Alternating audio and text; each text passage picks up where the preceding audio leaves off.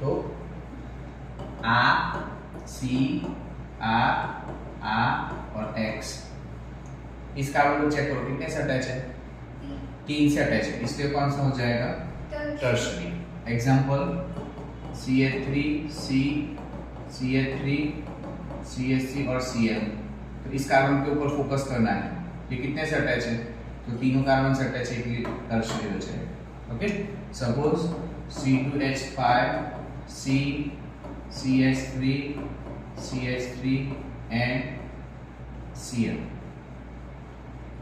तो ये कार्बन कितने से अटैच है, 3 कार्बन से ही अटैच है, तो ये कहलाएगा आपका tertiary. Suppose CH3, CH2, CH2, C, CH3, CH3 and Cl, कौन सा कहलाएगा, टर्शरी, क्योंकि ये कार्बन आप